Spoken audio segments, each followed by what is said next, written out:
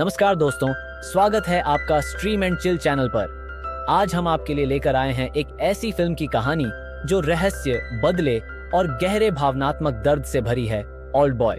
ये फिल्म 2003 में रिलीज हुई थी और आज भी इसे दक्षिण कोरियाई सिनेमा की सबसे बेहतरीन थ्रिलर फिल्मों में से एक माना जाता है। तो चलिए बिना वक्त गंवाए शुरू करते हैं इस कहानी का रहस्य और रोमांच। फिल्म की शुरुआत होती है ओह डेसू चोई मिन सिक से, एक साधारण कारोबारी और परिवार वाले इंसान से। एक रात वह शराब के नशे में पुलिस द्वारा गिरफ्तार कर लिया जाता है, लेकिन कुछ समय बाद ही उसे अचानक अगवा कर लिया जाता है। वह जागता है एक बंद कमरे में जहां खिड़की नहीं होती, केवल एक टीवी होता है जो उसकी एकमात्र खिड़की है इस दुनिया के साथ उसके कनेक्शन की। 15 साल तक उसे इसी कमरे में कैद रखा जाता है। सोचिए कितना भयानक होता है यह सोचना कि आपके चारों ओर बस दीवारें हैं और आपको किसी ने बंदी बना लिया है। इस बंद कमरे का प्रतीकात्मक महत्व भी है। यह खुद डेसू के मनोवैज्ञानिक कष्ट और भावनात्मक तनाव का प्रतीक है। वह कैद में ही नहीं, अपने विचारों और भावनाओं के जाल में भी फंसा हुआ है। 15 साल बाद अचानक उसे रिहा कर दिया जाता है, बिना किसी स्पष्टीकरण के। उसकी रिहाई उतनी ही रहस्यमयी होती है जितनी उसकी कैद। वह एक सूटकेस में बंद होकर एक ऊंची इमारत की छत पर पहुंचता है, एक अजनबी दुनिया में। अब उसका एक ही मकसद होता है, अपने अपहरणकर्ता को खोजकर उससे बदला लेना। रिहाई के बाद वह सुशी रेस्तरां जाता है जहां उसकी मुलाकात मिडो कांग हाईजंग से होती है। वहां वह एक जिंदा ऑक्टोपस खाता है। यह एक प्रतीकात्मक सीन है जो दर्शाता है कि वह कितने दर्द और संघर्ष को सह सकता है, और यह भी कि वह कितना बदला लेने के लिए भूखा है। रिहाई के बाद डेसू और मीडो के बीच एक भावनात्मक संबंध विकसित होता है। मीडो डेसू की स्थिति को समझती है और उसके संघर्ष और दर्द को महसूस करती है। दोनों का रिश्ता धीरे धीरे गहरे प्रेम में बदल जाता है। यहाँ पर यह प्रेम कहानी एक साधारण प्रेम कहानी नहीं है। यह एक ऐसा सीन है जहां दर्शक महसूस करते हैं कि कुछ तो गलत है, लेकिन सच्चाई का खुलासा अभी बाकी है। जैसे जैसे वे करीब आते हैं, उनके बीच की घनिष्ठता बढ़ती जाती है। ये दृश्य हमें धोखे की उस गहराई में ले जाते हैं जहां हम महसूस करते हैं कि दोनों के बीच का यह प्रेम कुछ छिपा रहा है। यह सीन हमें सोचने पर मजबूर करता है कि क्या वास्तव में यह प्रेम वास्तविक है या फिर यह एक बड़ा षड्यंत्र है।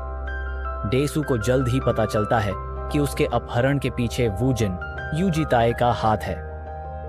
वूजिन, जो एक अत्यधिक समृद्ध और शक्तिशाली व्यक्ति है, डेसू को एक गेम में उलझा देता है, एक मानसिक और भावनात्मक खेल जिसमें डेसू की असली परीक्षा होती है। यहाँ पर वूजिन का पेंट हाउस एक महत्वपूर्ण प्रतीक के रूप में सामने आता है, वूजिन की शक्ति और प्रभुत्व का प्रतीक, लेकिन साथ ही यह उसके अकेलेपन और दर्द का भी संकेत देता है। फिल्म का सबसे दिल दहला देने वाला मोड़ तब आता है जब डेसू को पता चलता है कि मिडो, जिससे वह प्यार कर बैठा है, वास्तव में उसकी अपनी बेटी है। यह खुलासा दर्शकों को एक गहरे सदमे में डालता है। यह सब कुछ वूजिन की एक साजिश का हिस्सा था, जिसने डेसू को अपनी बेटी के साथ प्रेम में डालने के लिए हिप्नोसिस और दिमागी हेरफेर का सहारा लिया। यह सीन दर्शाता है कि किस तरह वूजिन ने अपने बचपन के आघात का बदला डेसू से लेने के लिए इस भयानक योजना को रचा था। वह चाहता था कि डेसू उसी तरह की यातना और मानसिक पीड़ा को महसूस करे जो वूजिन ने अपनी बहन के साथ अपने संबंधों के खुलासे के बाद महसूस की थी। यह सीन न केवल दर्शकों को सदमे में डालता है, बल्कि यह इंसानी रिश्तों की जटिलता और उस दर्द का भी प्रतीक है जो कभी न खत्म होने वाले बदले के कारण पैदा होता है। खुलासे के बाद डेसू वूजिन के पैरों में गिर जाता है और उससे माफी मांगता है। अपनी जीभ काटकर यह साबित करने की कोशिश करता है कि वह अपनी बेटी को कभी भी इस सच्चाई का सामना नहीं करने देगा। इस दृश्य में हम देखते हैं कि बदला लेने की चाहत किस हद तक एक व्यक्ति को गिरा सकती है।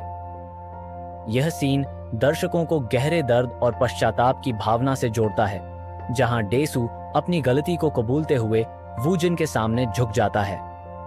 अंतिम सीन में डेसू हिप्नोटिस्ट के पास जाता है और उससे अनुरोध करता है कि वह उसकी यादों से इस भयानक सच्चाई को मिटा दे।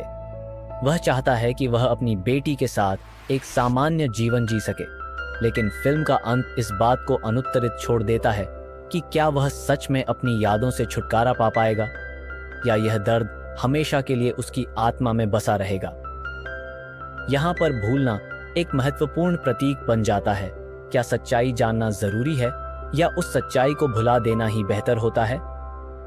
दोस्तों, ओल्ड बॉय सिर्फ एक थ्रिलर फिल्म नहीं है, बल्कि यह इंसानी मन के सबसे अंधेरे कोनों की खोज है।